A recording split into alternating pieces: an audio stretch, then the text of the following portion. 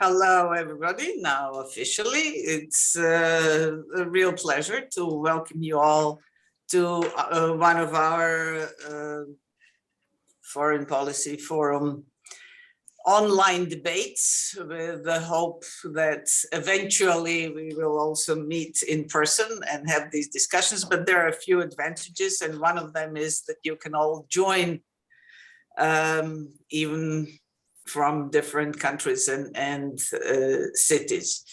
Our today's guests or speakers are Ditmir Bushati and Nikola Dimitrov, two former foreign ministers from the region, and as I've written in my tweets, two stellar former foreign ministers from the region, both very important, very young, joining foreign service and especially taking the helm of the foreign service in their countries, but I would say also influencing the entire region and to some extent giving the tone to the entire region. A short introduction: Ditmir Bushati, Albanian Minister of Foreign Affairs from 2013 to 2019.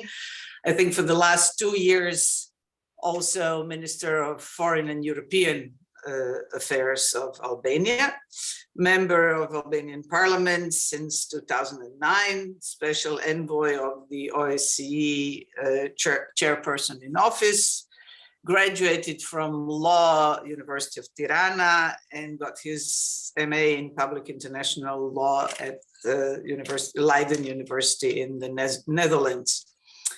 Wrote a book and a number of different articles, and as everybody who is anybody was very active in civil society before entering politics, but also now and at almost all stages of his career.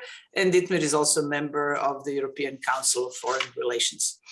Nikola Dimitrov, Minister of Foreign Affairs of Macedonia, 2017 to 2020, famous for having negotiated the Prespa agreement together with our colleague Nikos Kotsias, that finally made a breakthrough for Macedonia to join the European Union, which it will join. Nikola is, I would say, sacrificed to a large extent his career for that. And I'm positive that this will result, as always, unfortunately, with some delay in Macedonia's joining European Union. Was also Macedonian ambassador to the United States, Netherlands, Deputy Prime Minister for European Affairs in the last years of the Zaev government, graduated from Cyril and Methodius University in Skopje and got his LLM Masters from King's College, Cambridge. Nikola is also a member of Balkans in Europe Policy Advisory Group, and also very active, always has been and will be in the civil society. It is great pleasure that you've agreed to talk to us at this moment, which is so crucial for Europe in general, even globally, but definitely for our region and all of us here. The world has changed on February 24th when Russian troops invaded Ukraine. And I would say the perspective of the Western Balkans and the view of Western Balkans joining the European Union could be seen now in a different light. Is it a political issue? Is it a security issue? Is the European identity issue defining Europe as a strategic global player, or maybe not? All of these and many other things, I hope you will have time to address. So I would like to invite Ditmir, and the order of speaking is alphabetical, because for want of a better criteria. So I would like to invite Ditmir Bushati for his opening statement, let's say, or introductory talk. The plan is that the two speakers have their 15 minutes of introductions, and then I will open the floor to everybody for questions and comments. Ditmir, the floor is yours. Thank you, Vesna, for extending this invitation.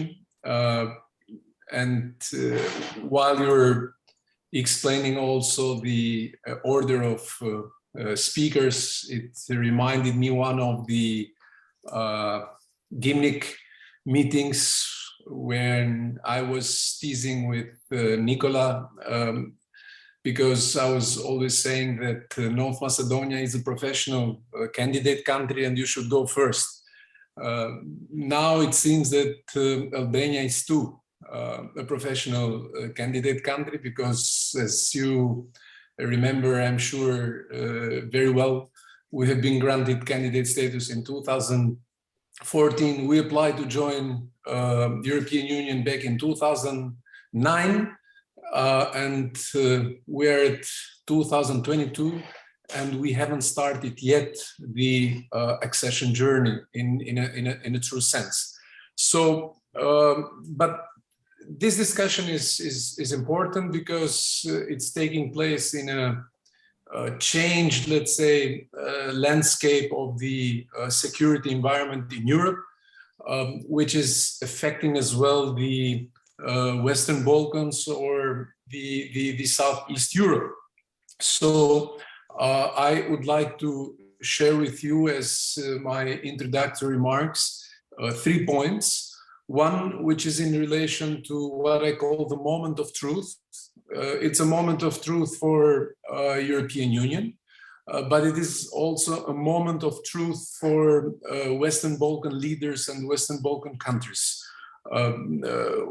What do I mean by the moment of truth? So now we have entered from the post-Cold War order to this new reality of kinetic wars and kinetic conflicts. And it's obvious that the order that it was based on the motto "never again," it is not the same as at least we thought.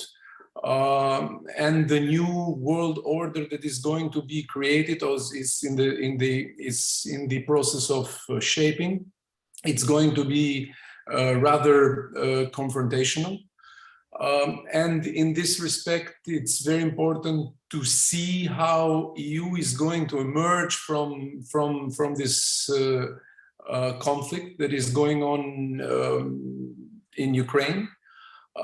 And it's important to see as well how Western Balkans is responding to this crisis.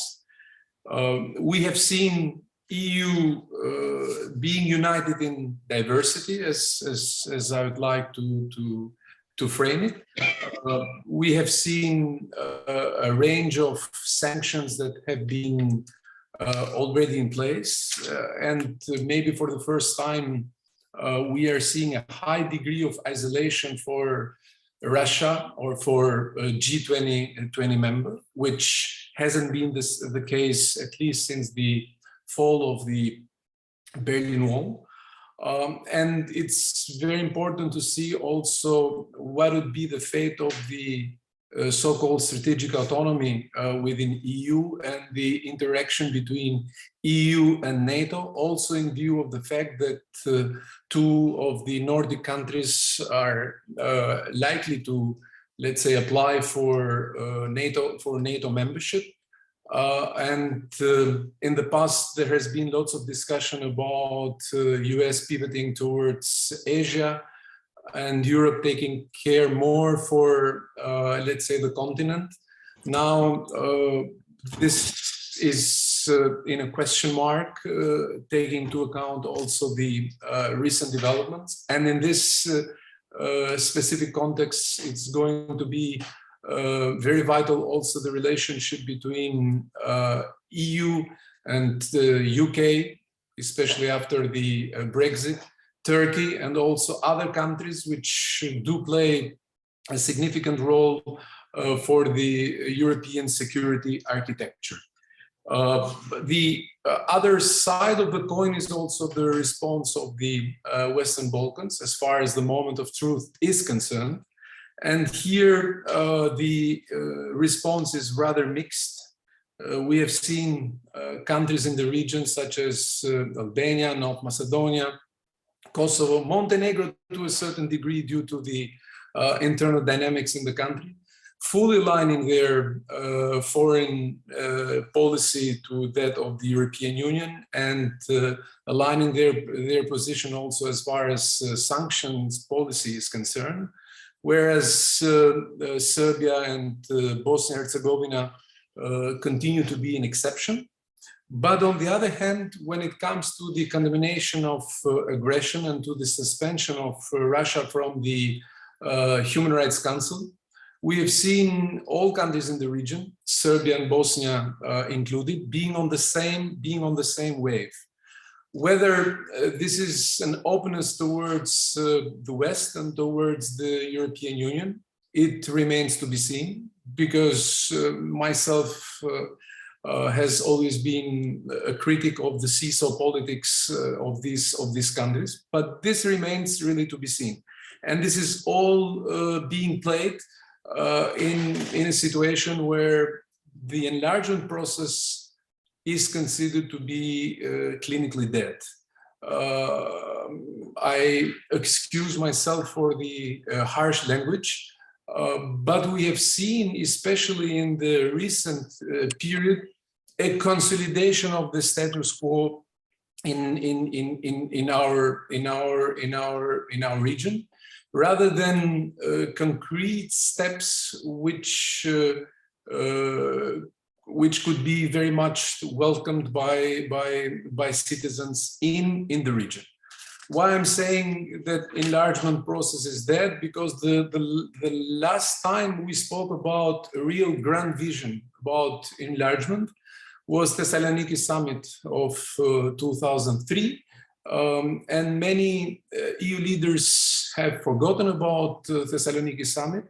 Although paradoxically, most of the leaders in the Western Balkans were around during Thessaloniki summit.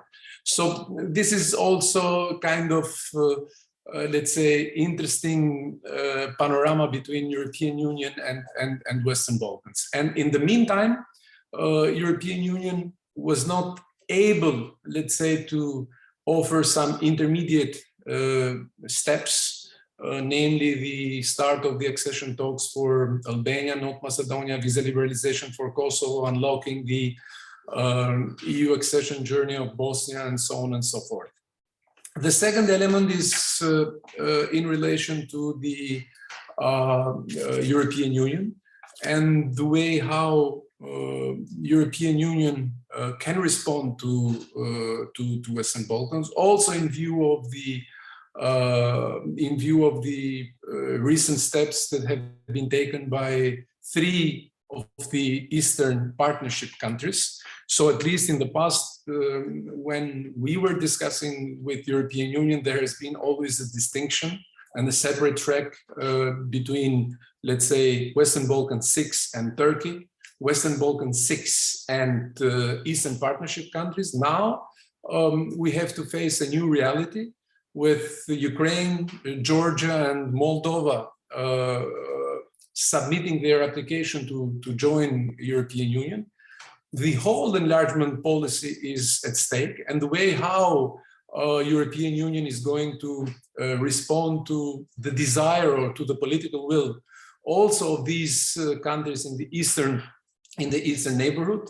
At the same time, bearing in mind that since Thessaloniki, with the exception of Croatia, other countries are not yet there, and even Serbia and Montenegro that have started this process, you can see that the accession process has stalled. And the here the dilemma is whether to go for a reformed process. I like very much the idea that has been put forward recently by former Prime Minister of Italy, Enrico Letta, calling for European Confederation as a stepping stone towards full membership, especially for Western Balkans 6 plus 3 Eastern Partnership countries. That could allow them to use also the security clauses that are being used nowadays by Finland and Sweden, as far as security is being concerned, that would allow us plus Eastern Partnership countries, 3 Eastern Partnership countries, to have full access, gradual full access to the economic area, such as the model of Switzerland, Norway, Iceland, and would prepare the ground also for a possible full membership. Because enlargement as it stands right now, it's not producing the expected results. And as I mentioned, we have a clear status quo in the region. This brings me also to the last part of my introductory remarks, which I call it the 3 elephants crowding the room for the Western Balkan countries. The first is in relation to the democracy and rule of law. Other colleagues are calling it Europeanization without democratization. And this is unfortunately what's going on in most of the countries of the region. Of course, in some countries, there are clear signs of electoral democracy. But in other countries, the political menu, unfortunately, it's more or less the same that has been since 1 or 2 decades ago. The free and fair elections, media freedom, rule of law, justice reform, fight against organized crime and corruption.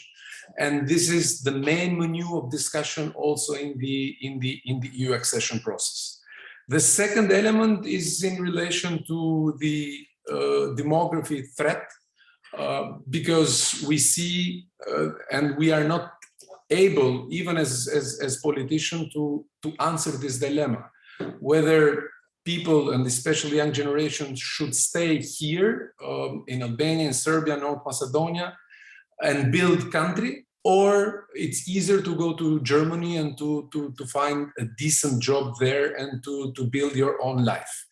And I do not see yet instruments and assistance, political and economic assistance, and access to various EU programs that could mitigate this phenomenon. Because I understand very well that we are living in a free world, and it's impossible to stop, let's say, this wave of people that would like to leave the region. But it's important, on the other hand, for key EU member states to realize that by getting nurses and doctors from Albania and Serbia and North Macedonia or Kosovo and going to Germany, this might somehow address the German deficit for these professions, but it's creating a big hole in terms of human resources for our society. And the third element is the convergence. You remember our dreams in the Berlin process. We have been fighting together for the Ionian Adriatic highway that would also later on was supposed to be contemplated with the Ionian Adriatic pipeline that would connect not only Slovenia, Croatia, Bosnia, Montenegro and Albania, but would connect Slovenia and Croatia, EU member states, with Greece. Now, in the past, we have seen this gap between northern part of Europe and southern part of Europe, western part of Europe and eastern part of Europe. Now we see a clear gap, a widening gap between us and you. And if we analyze also the figures, the financial figures, we would see that per capita, US, Croatia, or Bulgaria, and Romania, or Greece. So basically all our neighbors that are part of European Union would get 9 or 10 times more per capita than the average of Western Balkan countries. So, which means that the real accession process is really lagging behind the political objectives and political aims. So, if we want to be serious about this project, and if we want to be serious also with future generations, because we have entered into the 4th decade since the fall of communism, and we don't see yet the let's say the end of it, or let's say the accession date, because it is a never-ending process, but the accession date. And in this respect, we need to have some clear political objectives, and I would stop it here, since I do believe that the water under the bridge is not the same due to this huge crisis that is going on in our continent. And therefore also the policies and the instruments should be also unprecedented. And there are some hopes that EU would move into this direction. Thank you. Thank you very much, Ditmir. I think let's go straight to Nikola Dimitrov now, and then have our questions and comments, of which I have many, because a lot of these things I think have changed, and we have to offer some answers that we haven't even maybe thought of until now. But Nikola Dimitrov. Thank you so much, dear Vesna and Dejan, for the invitation. It's also great to see you, Ditmir, if only virtually. We should catch up in person soon. We are not too far. The story I want to share is, I think, not too different, regrettably, in terms of the tone and the sentiments. One big advantage of not being in government is one can really speak openly and straightforwardly. So this is what I intend to do. I will start with Ukraine, and maybe draw some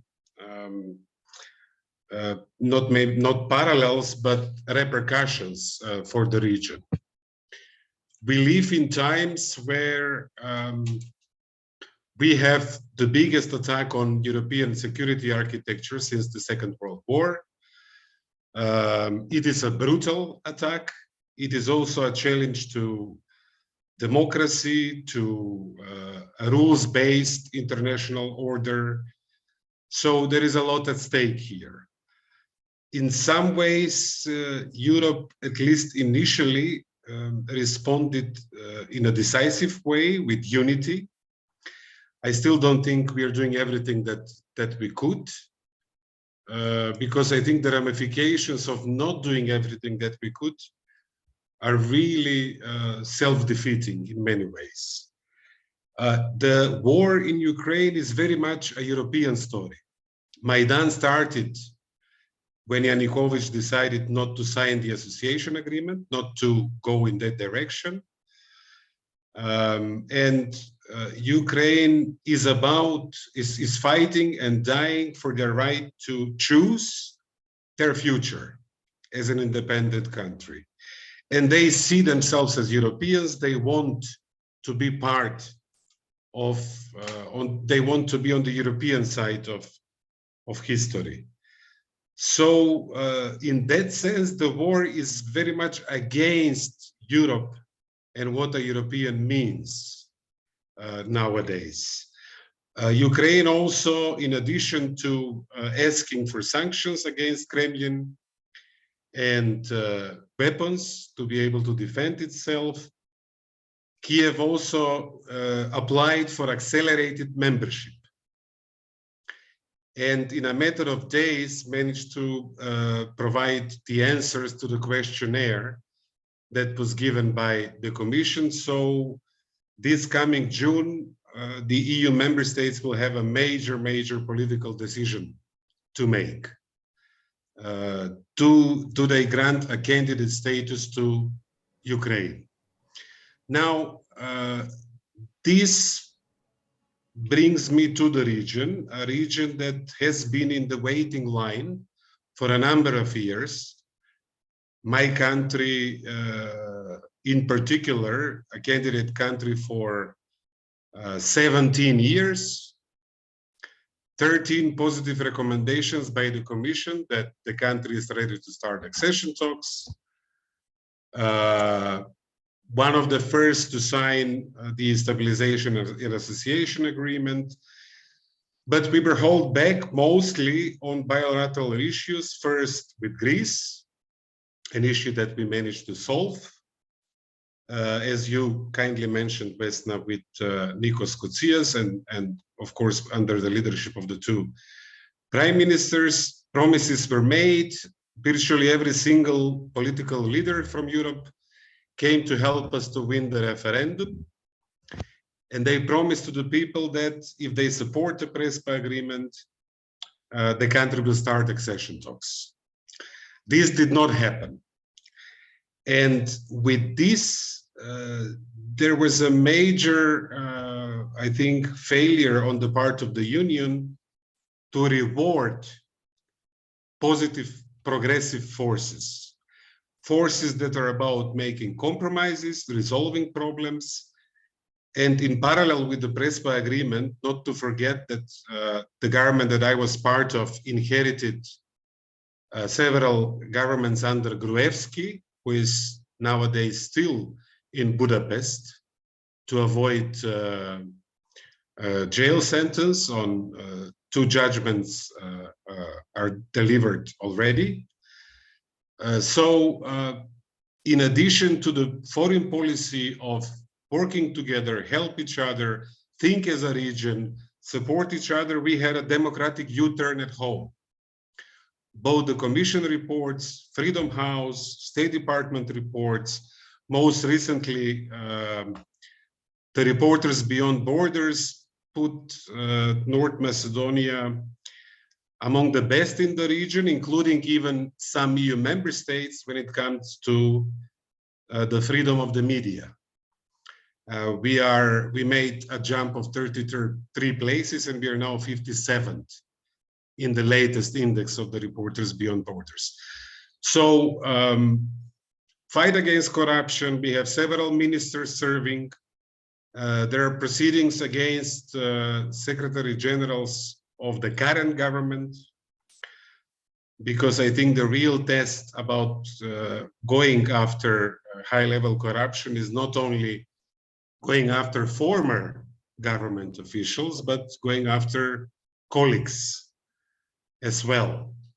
So this momentum, I think, is either lost or dangerously close to losing, because there was no reward and the promise was not kept. In that sense, we have an accession process that has been turned upside down. Instead of inducing, promoting progress and transformation and change, we have an accession process that to a large extent maintains the status quo. Member states find it difficult to go after laggards, to speak loudly, to name and shame, to take action against backsliding, but they also find it difficult to reward progress. And this is the heart of the accession process, which is the principle of conditionality. You do your work, you are allowed to make the next step. You fail to do so, you either don't go forward or you even go backward. We also have a situation where there is difficult to say that there is a political consensus around the table in Brussels about the final step of the accession process, which is membership. We know that some countries link enlargement with internal reforms of the Union, streamlining decision-making, more qualified majority, less consensual decisions in various fields.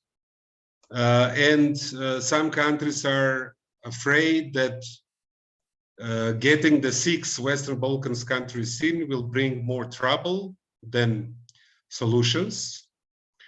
Some of the dents in the narrative of the Union, some countries, well, the Commission triggered the conditionality mechanism on Hungary, the big discussion on rule of law in Poland, all the external challenges as well.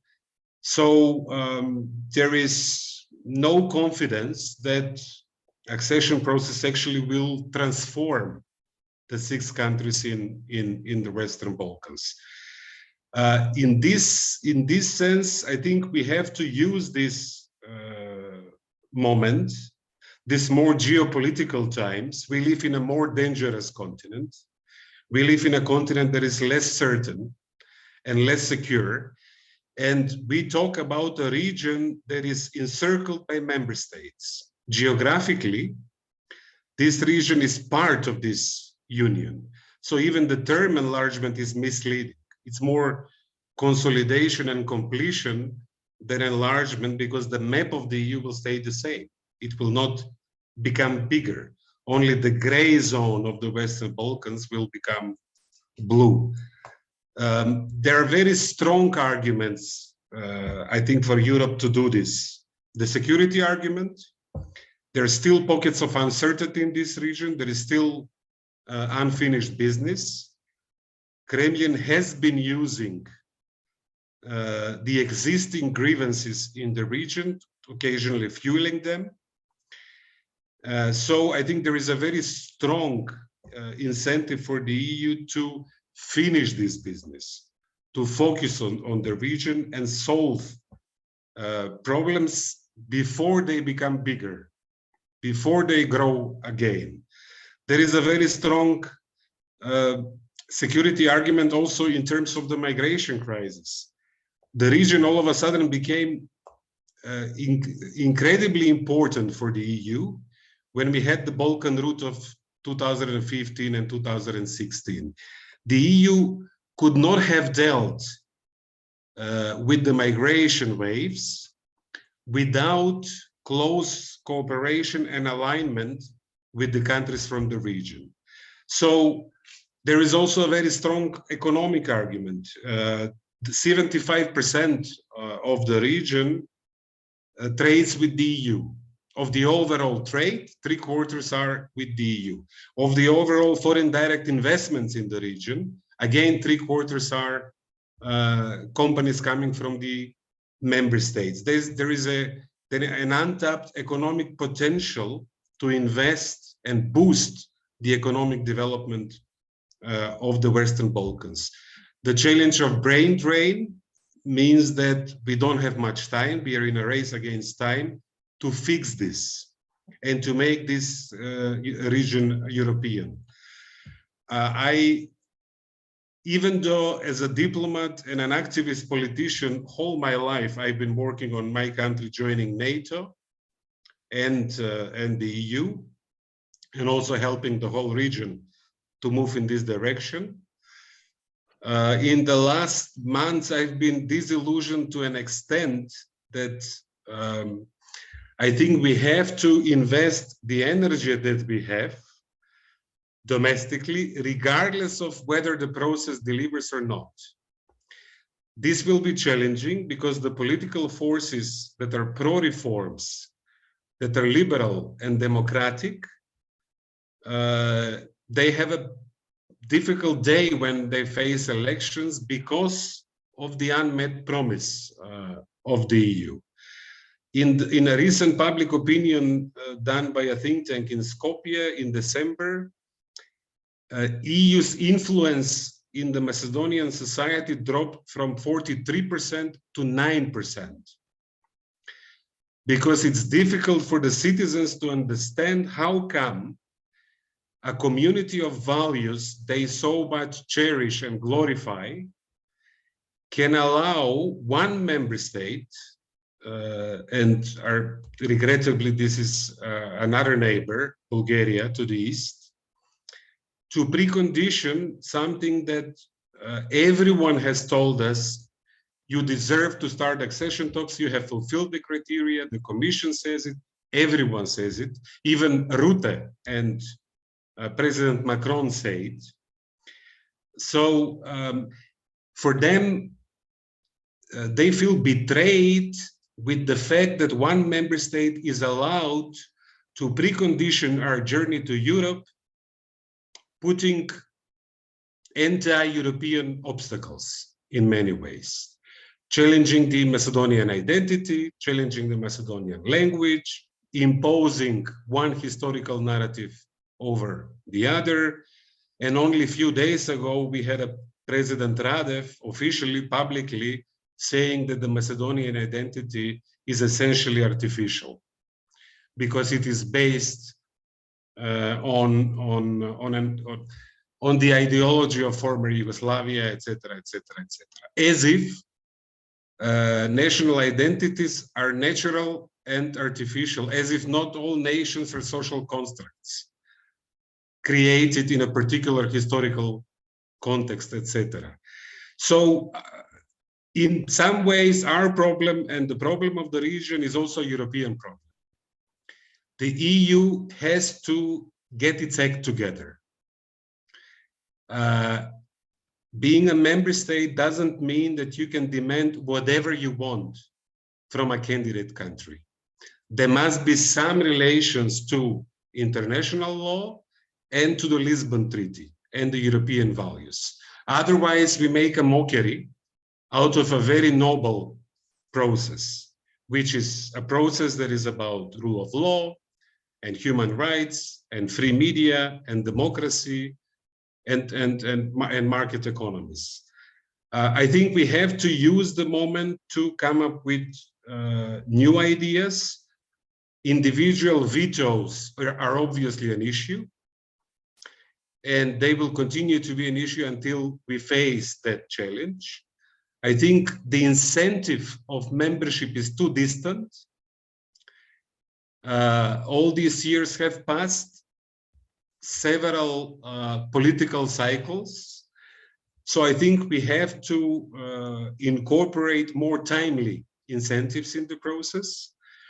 I think the economic divergence dictates that we gradually increase access to more serious European funds for the region, because we cannot hope to bridge the gap if a per capita assistance to a Balkan citizen is 500 euros per year, and a per capita assistance to a citizen of the member states in the region, Greece, Bulgaria, Romania, Croatia, etc., is somewhere between 4,000 and 5,000 euros per capita. And there are also some other ideas. I think we need to look into the option of gradual membership, phasing into different sectors of cooperation of the Union, and maybe even reaching the final step initially without the right to veto. Maybe the Union will be better off if we don't have that right, at least initially. These are some ideas on the basis of the thinking of various scholars and think tankers and people who care and worry about the region. There will also be a lesson here for Ukraine, Georgia, and Moldova, who also applied. Because if the EU cannot make a difference in this region within its geography, it will never be able to make a difference in the three countries where we have on the other side this sort of Russia, Putin's Russia. So if we, us in the region and in the EU, get our act together and fix the accession process. Take enlargement seriously, then this will be a serious incentives for other countries who are interested into becoming part of the Union as well. Otherwise, the Ukrainians are in for a huge disillusionment, because by this pace, they may be a candidate country for 3 decades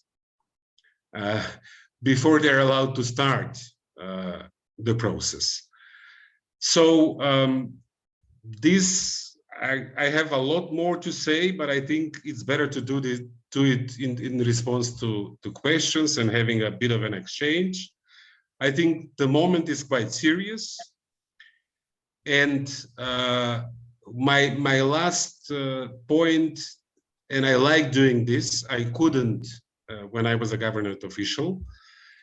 I really ask for all member states and the next president of the Commission to really think well who will be in charge of the enlargement portfolio in the next composition of the Commission. Because the current commissioner, this is my view, my personal view, is not really our best ally if the vision is European region based on values, on the Lisbon Treaty. He really torpedoed the efforts of the German presidency to help us solve the issue with Bulgaria. And he did the same to the efforts of the Portuguese presidency. I don't want to go into his motives, but he kept proposing, tabling parallel proposals to those of the concerned presidencies, of the respective presidencies, hence complicating the process. And most of those went against positions of the majority of member states. No historical or identity bilateral issues should be incorporated in the negotiating framework, because once we do it, we completely undermine enlargement, accession that is based on the Copenhagen criteria. I will stop here. Thank you for the attention. Thank you very much, Nikola. With friends like these, who needs enemies? Exactly. I will open the floor, but for questions and comments, and I will start with myself since I have this privilege with just 2 comments. First, something that Ditmir already brought up, and I wanted to bring up with a very definite position. At least I have this very definite position, and this is that the 2 groups, Western Balkans and Eastern Partnership, are 2 very different projects. And the European Union has to be aware of the fact that these are 2 very different projects. Eastern Partnership, important, etc., etc. I'm almost sure Ukraine will get the candidacy status. As we all know, that means very little actually in terms of membership. This is just sort of an encouragement in difficult times. But the 3 countries of the Eastern Partnership, maybe 4, take Azerbaijan, are countries that border with Russia, that have Russian population or minorities within their borders, and where Russia has some very specific, or potentially in Ukraine, we see how this goes, potential interest. The Western Balkans, Russia is interested in exclusively to destabilize Europe.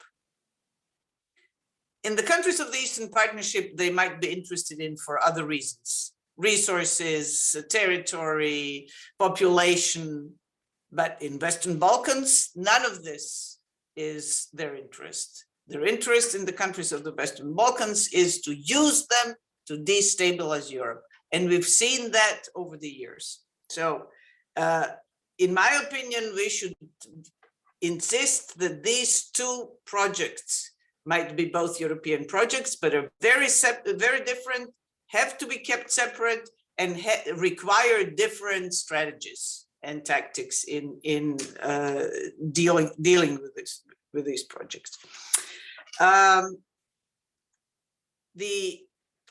other comment has to do with the problem with autocracies. While waiting for EU membership, the autocrats in the Western Balkans grew stronger. And as the citizens of Western Balkans are joining European Union one by one, so to speak, by emigrating to Western Europe or to the European Union, a number of their leaders or some political parties are migrating east or developing stronger ties with Putin and with the Russian regime.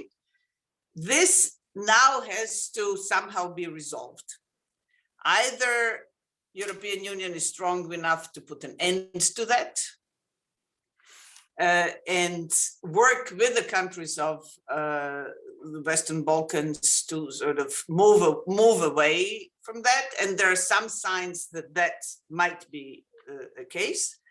Or really these countries cannot join until European Union dramatically changes its voting system in particular, because none of us would want some of the leaders that we know from our region to have a veto power in the European Council. That is the fact. And I've been an advocate of the whole region joining the European Union for as long as I can remember and working on that. But this is simply a too important a project to be exposed to that. And my third comment is that something that I thought was a little naive and almost a laughing sort of matter in the past, and this is that the European Union could profit a lot from consolidating this territory of the Western Balkans, in the meantime, I think became true. In the meantime, if European Union wants to play a global role, it needs to consolidate its territory, because this has become too dangerous. Member state or not member state, this has become too dangerous. There are at least 5 different models on the table or being discussed around of how to do this accession in stages, or different forms of different, let's say, strategies of accession. I must say one of my favorites is the Baltic one, where Sweden, Denmark, and Finland worked with Latvia, Lithuania, and Estonia as Sherpas and promoters also of their membership. But as Nikola also mentioned, there are many other models. So with these comments, I open the floor for everybody else. And please raise your hand either virtually or I will try to sort of. I see Daniela Barišić, Croatian ambassador to Kosovo at the moment. Daniela, unmute yourself. Did I? Thank you, Madam Minister. Thank you all, and hello to everybody.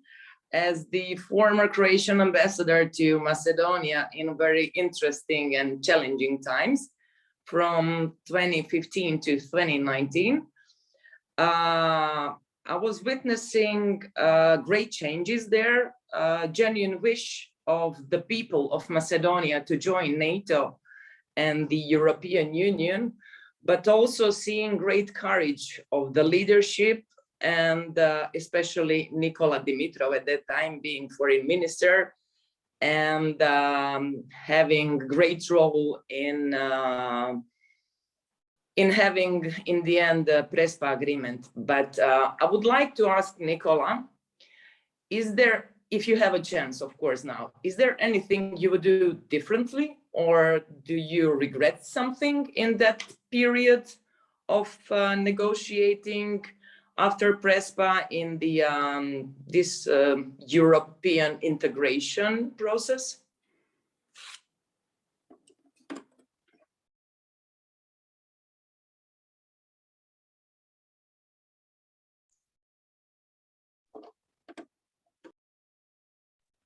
Yes. Can you hear me? I think I unmuted. We can hear you, yes? First of all, it's great to see you, dear Daniela, dear ambassador. You should come and visit.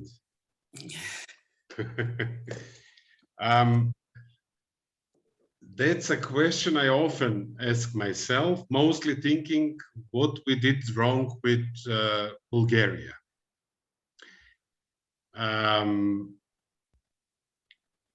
In the Prespa negotiations, I actually tried. It did not work at the end.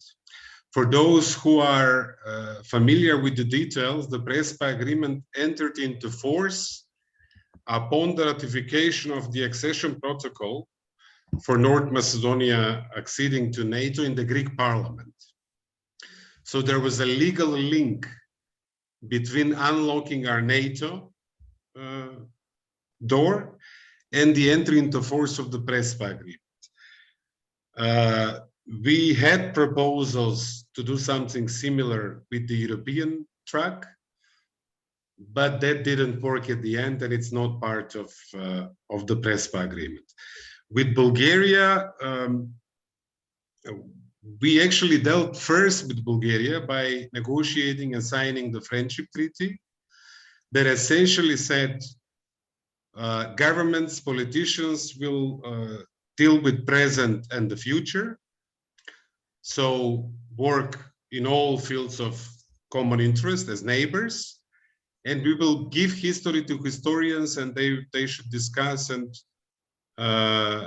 work out those issues.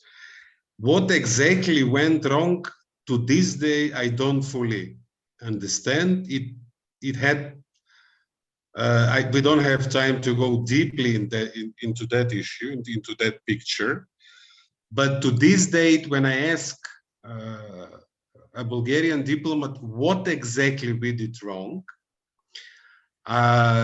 which article of the Friendship Treaty are we in breach, I don't get a clear response. Probably different expectations, different expectations of what the agreement was about, etc.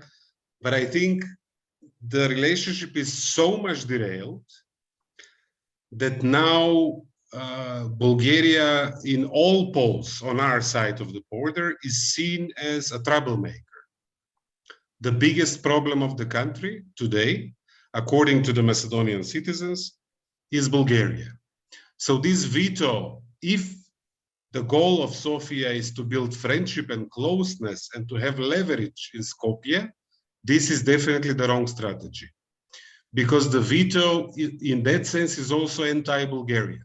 It's an investment into antagonism, because if you say to your neighbors, you don't exist, your language is not really a separate language, of course you undermine friendship. Because friendship must be built on mutual respect. So I think we are in a situation, there was a saying in the last days of the First World War. The saying is, in Berlin, the situation is serious but not desperate. In Vienna, the situation is desperate but not serious.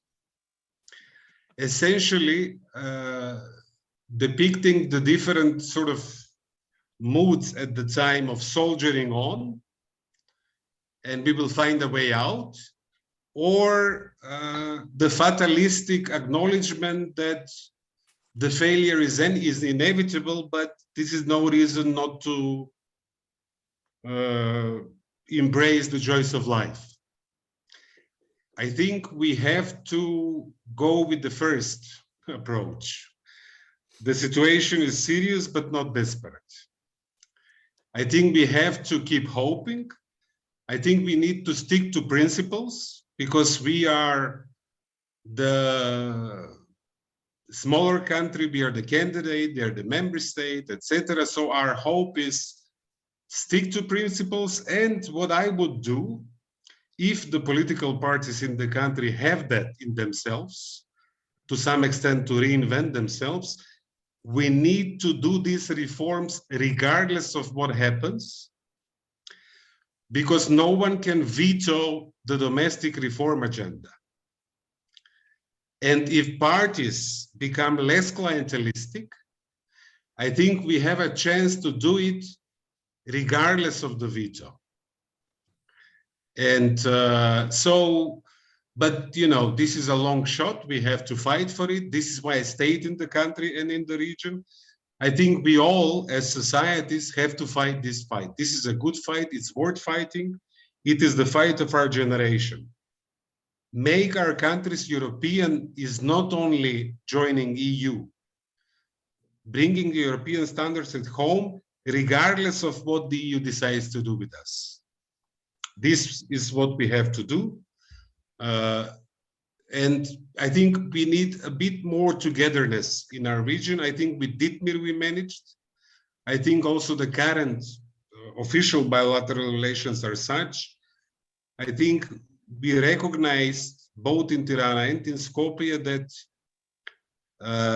the failure of one hurts the region, and good things in one or two places help the whole region. So more togetherness we need in the 6 countries of the Western Balkans. It was a bit of a lengthy answer, but a very inspiring question, whether I would do something different. Thank you.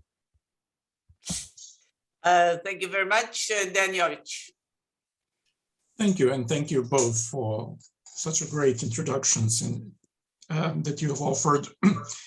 Thanks so much. I mean, these 2 countries, Albania and North Macedonia, are somehow seen as one small group. I mean, for not only in terms of being treated together somehow for the purpose of the beginning of negotiations, but also because they both participate in the open Balkans, or whatever it is called at the moment.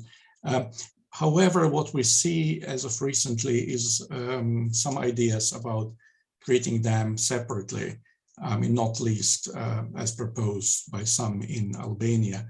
Do you think that would be, I mean, from the point of view, in particular for Albania, useful, and is it feasible? And what would be the feeling if it happens on both sides? I mean, in North Macedonia, I think in particular. So how likely is this to happen in your view?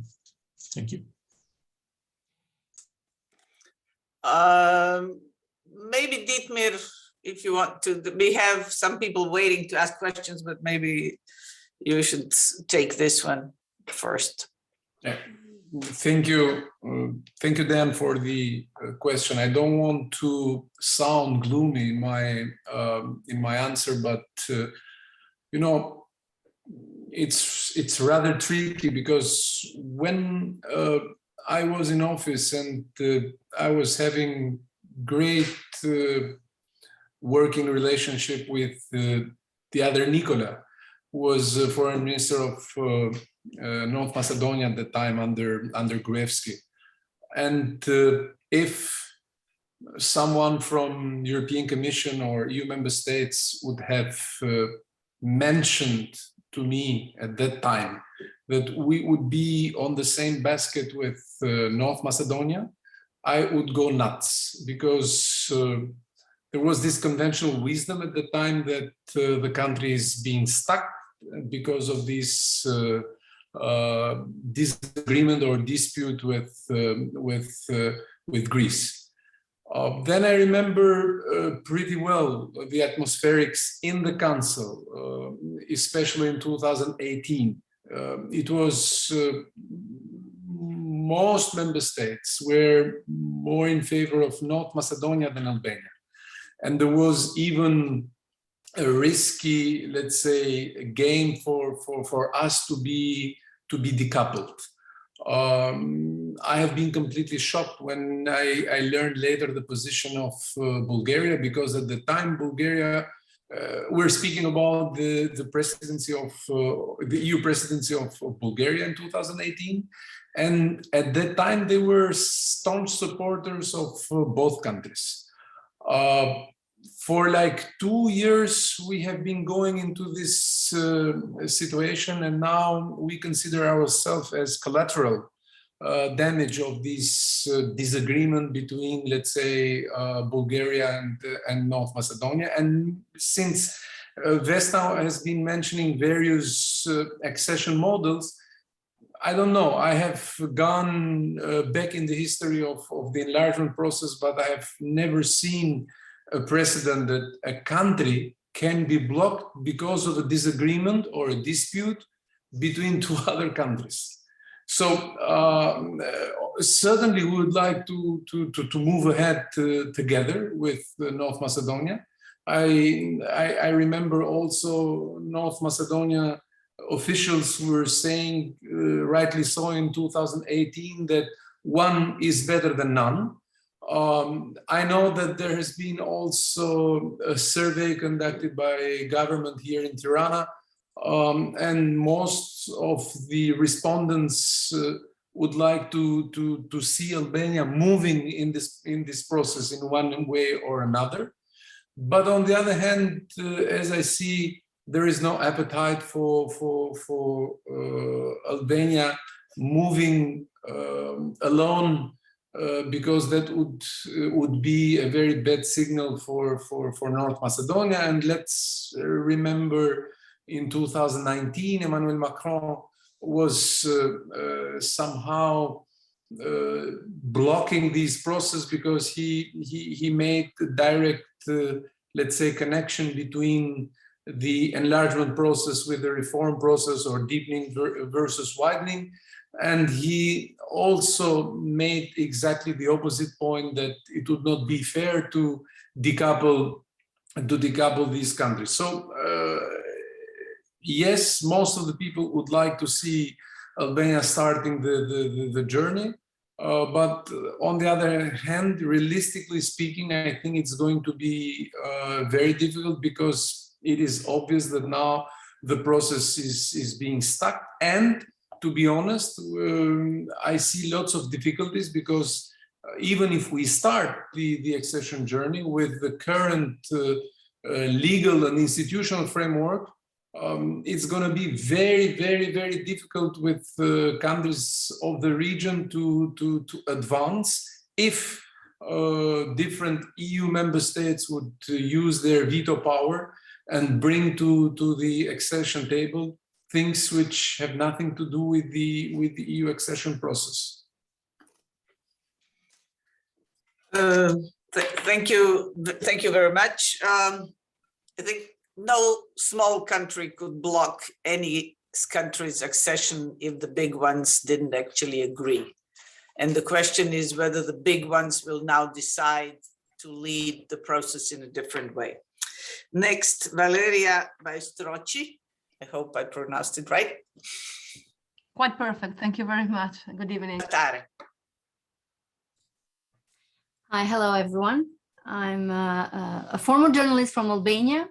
I say former from Albania because I'm based in Washington, D.C. now, but I'm still a journalist. I'm a senior fellow, non-resident at Atlantic Council, and I appreciate the discussion very much. I do follow Balkans in Atlantic Council, and I have a show called Balkans Debrief. So this was a good debrief that I needed for my show. So also, I want to ask Minister Bushati. He said the enlargement process is considered clinically dead. Do you still think that, even though the momentum that might have been created with Russian aggression towards Ukraine and the whole new transatlantic unity that we have seen through US and Brussels, I saw today in the Financial Times the Austrian foreign minister asking for radical treaty change over Ukraine.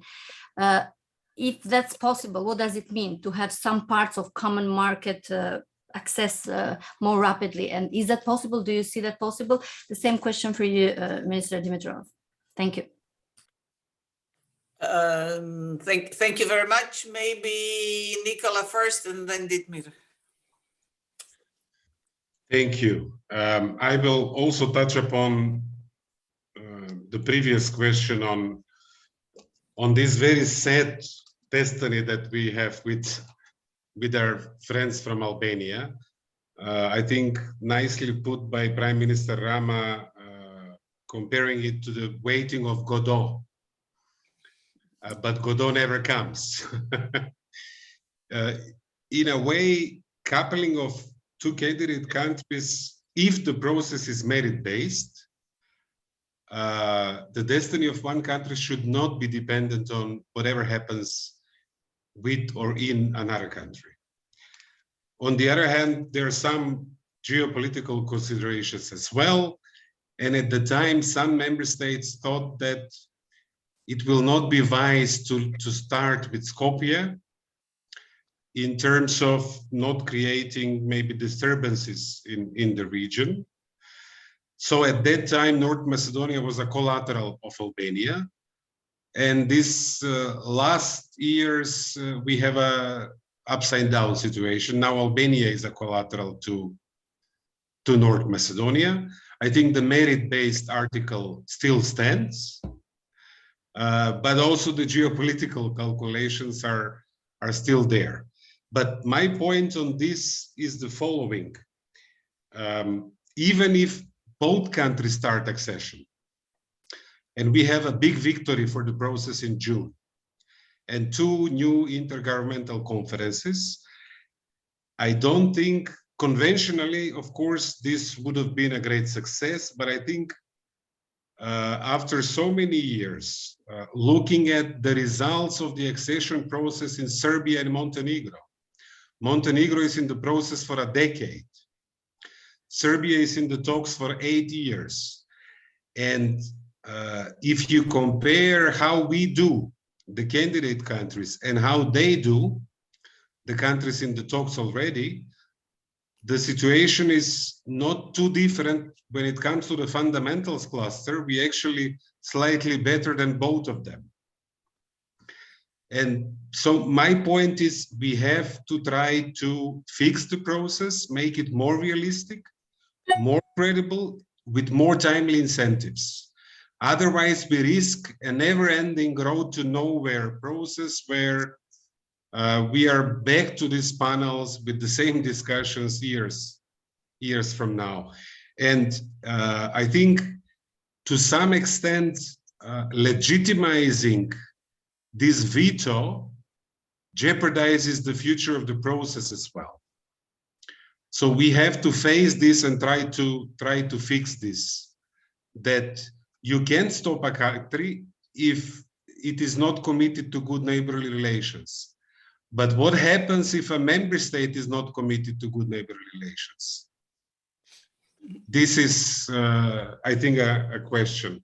Now, on the last one, we simply hope that this wake-up call will also mean more leadership in Europe towards the Western Balkans. I think there is a sentiment that something must be done, and I feel that visiting various capitals in Europe. But at the same time, there is a very strong inertia as well. Continue with the business as usual. So I don't know which of these two will prevail. When we face a great crisis, a great danger, usually this creates and it takes great leadership. And what we really need in the region is great leadership from Europe these days. We are somewhat encouraged by the US leadership. Now that we are after the presidential elections in France, they have the conference with the region in June. I think this is the first opportunity to send a very tangible signal to the people of the region, because the repetition of the Brdo summit declaration will not do the trick. The European perspective is not there really in the perspective of the people who have been waiting for so many years. So we need more than the repetition of this European perspective. We need a very concrete political signal that the EU is serious about this region. and that it is willing to do the job and put the political will to fix it. And this, together with the pro-reform forces in the region, will, I think, make a difference. Thank you, Nikola. Ditmir. Thank you. On the first question about the implementation of justice reform, yes, it is an unprecedented reform because it's bringing on board also judges and prosecutors from various EU member states as monitors, but their opinions are being published, although they are not compulsory to the vetting bodies, but they're very important and they prove to be crucial in this process. It is true that the justice reform has produced also some side effects because there have been some vacancies in the last 2 and 3 years to the Constitutional Court and also High Court and other various courts. But all in all, I would say that the justice reform has proved to be quite helpful for the first phase, as it is cleaning the justice sectors from those who got various viruses. But when it comes to the credibility as sector, as power, there is still a long road to go. And the justice reform, in my view, is going to be tested also in relation to the ability of the country to attract foreign direct investments, because one of the weaknesses of Albania, and I suppose this holds true also for other countries of the region, is the enforceability of the contracts. And in this respect, justice sector plays a vital role.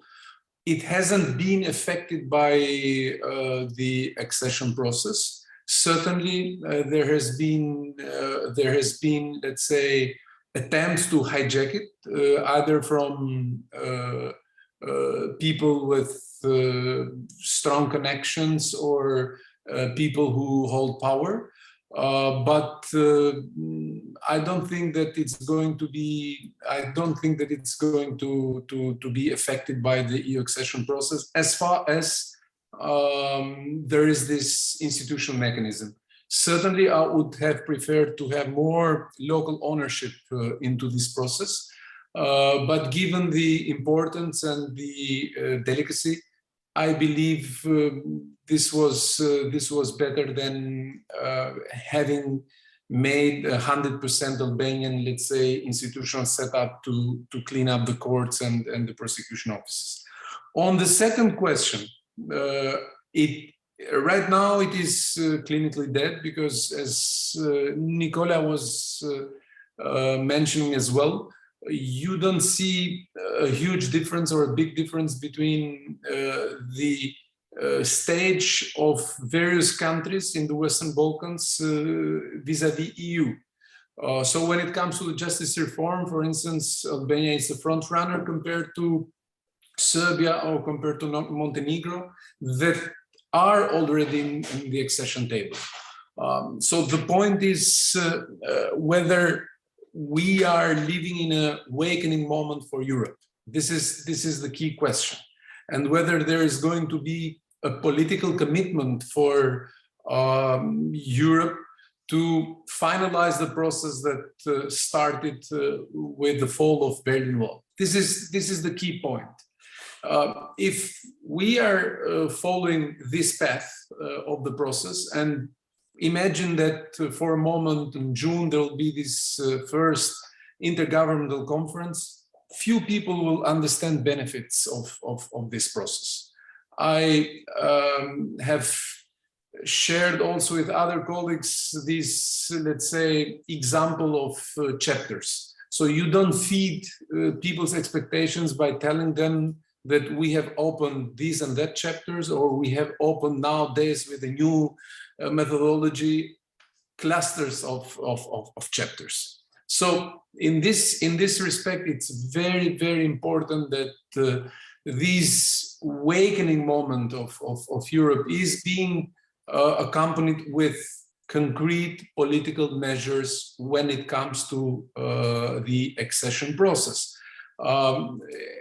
And certainly EU needs to be reformed in order to allow this process to bring the expected results and the expected benefits. Just to give you an example, I mean, I remember in the past when the Commission was publishing the report, I mean, it had a huge impact on media. I mean, there has been always debates. Of course, political actors would read in a very different way, but at least there has been a debate about the reports, what Europeans are thinking about the reforms process in the country, and so on and so forth. Now, we are witnessing a squeezed, let's say, enlargement portfolio, especially with the current commissioner. I also join Nicholas. I have my own doubts whether the guy really believes on this process. I've been working with 3 or 4 enlargement commissioners. I've had my own disagreements in some respects with them, but they all believed into this process. Han was, for instance, very much focused on Eastern neighborhood because also of this financial portfolio that was huge there with lots of countries. Füle, he believed on this process. He was an Eastern Europeans. I mean, sometimes he had also this colonial approach, but at least he believed on this process. With Varhelyi, I mean, he chose to visit Tirana on the very same day Commission was triggering this rule of law mechanism against his own country. So I doubt how effective Varhelyi could be delivering or conveying a message to Albanian politicians or to politicians in Serbia about rule of law or other things. So there is this credibility deficit that needs to be somehow tackled by European Commission and European Union. In the past, we have seen the Commission recommendations, as Nikola was mentioning, the position of member states, but there has been also another actor called Bundestag. For the first time, we have seen a list of, let's say, criteria that had been developed by Bundestag in the case of Serbia, and later on in the case of Albania. So this was very difficult to be explained back home. So who is holding the key? Who is calling the shots in this process, and what you need to do in order to have a predictable and also realistic process? Because we started in 2009, we are in 2022, and we haven't started yet. So if we are going to reform this process and to say that in 20 years' time you are going to join the club, it's going to be very, very, very difficult to win elections or to lose elections based on, let's say, European platform. Thank you very much. It's also going to be very difficult to keep the autocrats at bay under the circumstances, because for all of us, European Union was also a sort of way of helping ourselves to the reforms that Nikola was talking about, that we need, but sometimes have too weak democratic cultures to achieve and maintain. Milan Antonijevic. Just a second. Thank you very much also for the very good discussion and possibility to get a bit of optimism, a bit of pessimism.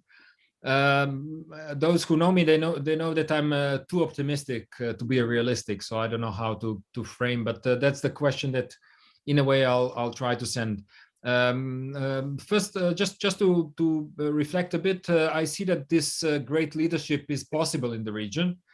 when we stop competing and get the common understanding that only united we could all make progress. I know that the two ex-foreign ministers had that approach while they were in the office, and I hope that we'll manage to have 6 foreign ministers or presidents or prime ministers working in the same direction. I hope that Ukraine is giving us that lesson too, that united is a message for Europe.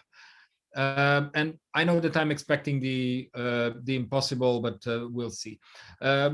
Speaking from Serbia, and again optimistically expecting the U-turn of Serbia, even now as I'm speaking on while our president is in Berlin.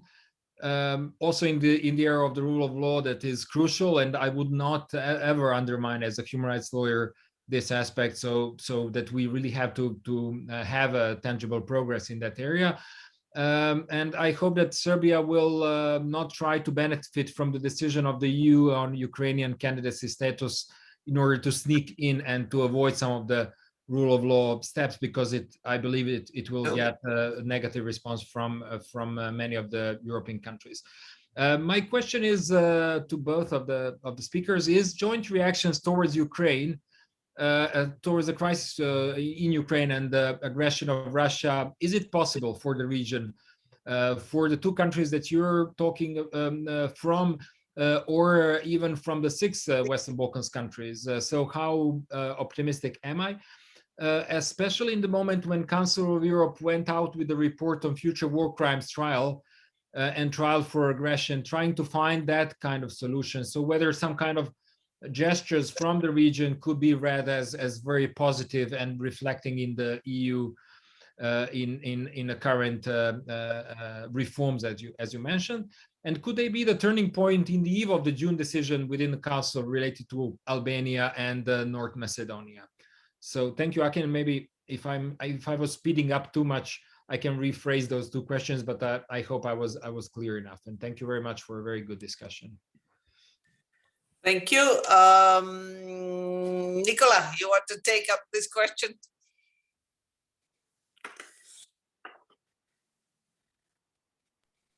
Yes. Optimism is always useful. Onwards and upwards. The first angle was whether the region can speak with one voice when it comes to fundamental foreign policy issues such as the current Russian aggression against Ukraine. It prompted us as North Macedonia to finally fully align. We were very close, 97% if I'm not mistaken, in the last stage. Now we are at 100% alignment with EU common foreign and security policies. We also went a bit further, including providing some arms and weapons to Ukraine, and closing our skies and all that, but we are definitely fully aligned. I think totally on par with Tirana. The big question here is Belgrade. They are not still aligned, but they have voted with the democratic world in the United Nations.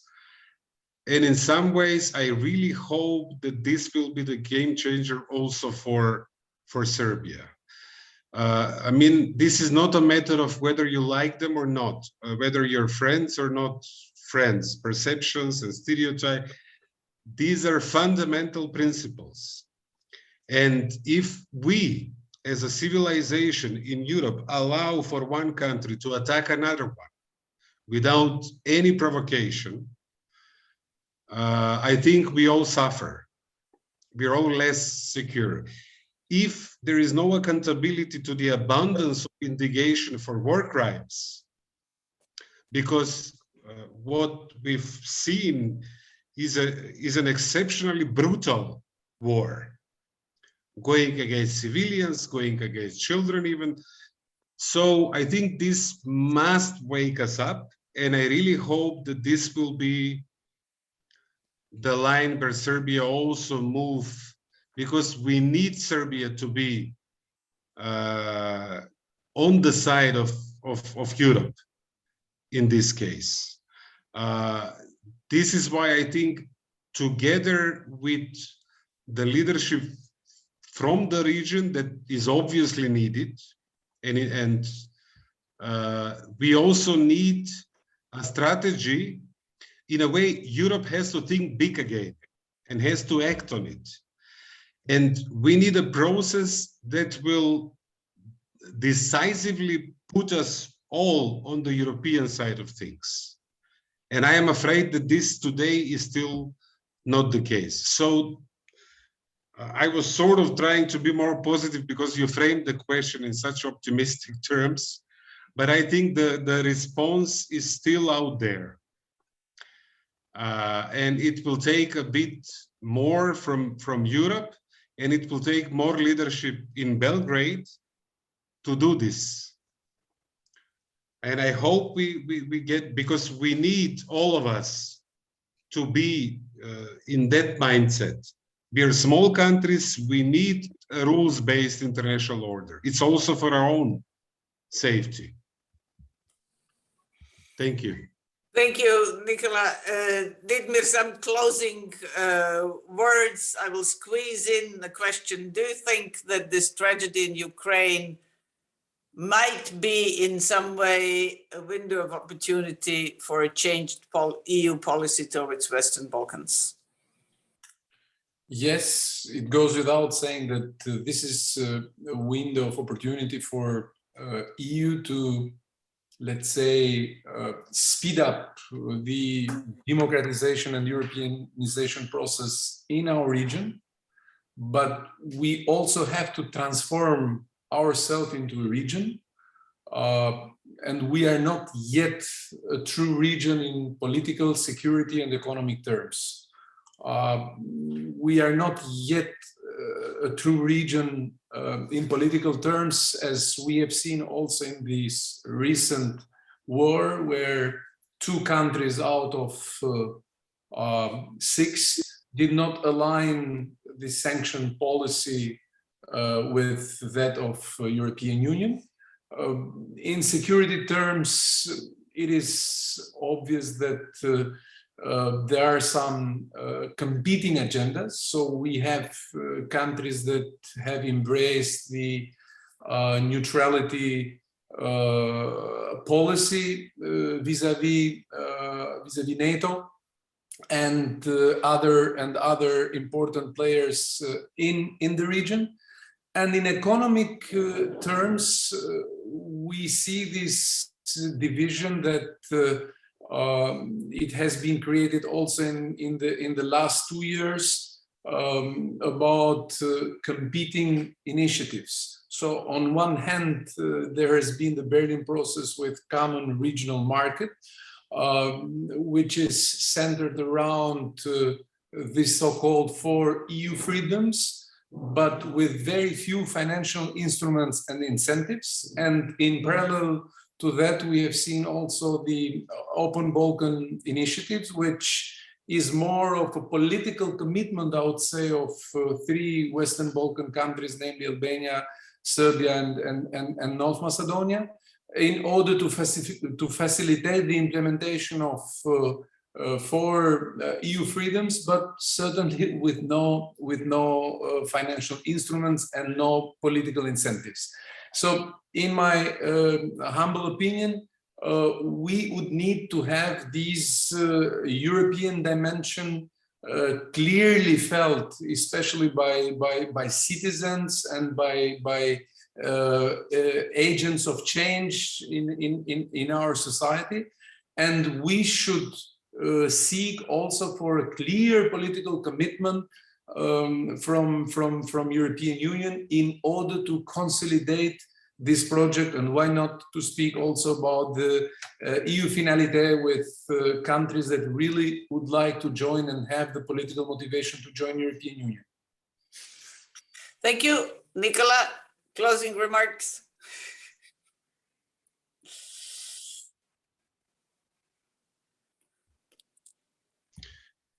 Yes. chances are, I think we will see some fresh energy coming from the EU towards the region. I think we have to push and work for that and advocate for that. At the same time, the transformation that we all want of our region is in our hands.